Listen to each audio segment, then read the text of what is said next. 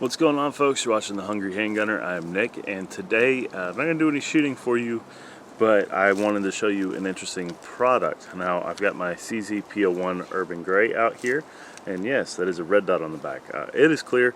Go ahead and drop the slide on that. So, you guys know that Holosun 507C video I did. I'm going to go ahead and post the card up whichever side it's on. I always forget. I'll put a card to that initial first impressions video I did on this micro red dot, but I had it on my FNX 45 Tactical, which is really the only gun I have that's optics ready and cut for a dot. So I was like, well, I don't know what gun I want to get milled to put it on, or buy a new gun, whatever. I haven't decided yet.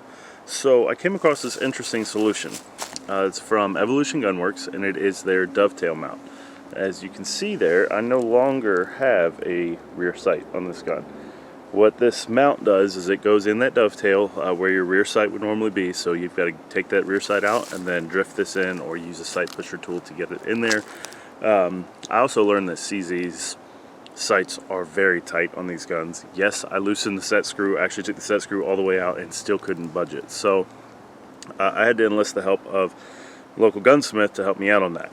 So this thing just drifts in there, has a set screw, it goes down, and then you mount your optic on there. And they've got a variety of different footprints for Vortex, Doctor, things like that, Leopold or Leupold.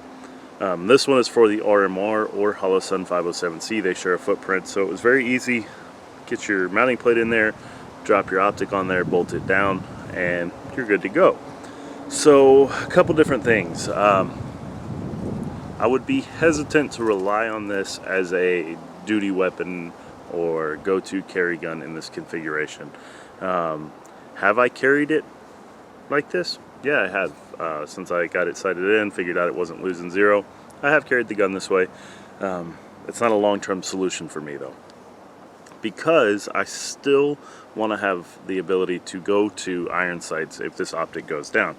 Now, one thing I was able to figure out by turning the optic off and just looking through the glass is I can still get pretty decent center mass shots at about 3 to 5 yards with this optic. Even out to 7 yards if I take my time, which isn't really a simulation of defensive use by any means. Out to 7 yards I can still group them in pretty good center of mass. Just looking through the glass. Because of the way this mount is, I can't actually see my front sight. Now, if this gun were milled and the optic sat lower, because this is a suppressor height front sight, I would probably be able to see it. So there's a couple other guys out there on YouTube that have demonstrated that before, either just using the front sight or just looking through the glass. I think it's going to come down to muscle memory with you and that particular gun, how much you've shot it. So, that out of the way. It's not a long-term solution. I'm using the mount to see if I want to invest the time and money in getting the slide milled for this optic. So they've got a variety of stuff out there. Evolution Gunworks did not sponsor this video. They don't know I'm making this video. I bought it at normal cost, and they're really not that bad for something that's CNC machined and then has a military hard coating on it. I'm actually pretty impressed with the quality. As far as losing zero goes, I haven't had any issues. I've probably got about 400 to 500 rounds with this mount, this configuration, and it's working like a charm. So there's a solution there for you guys. They make them for a variety of different things, and Evolution Gunworks isn't the only one making them. Springer Precision has some. So if you're wanting a less expensive option to put a dot on a handgun, these dovetail mounts may be the way to go, especially if you're trying to make the decision whether or not you want to have that gun milled for it.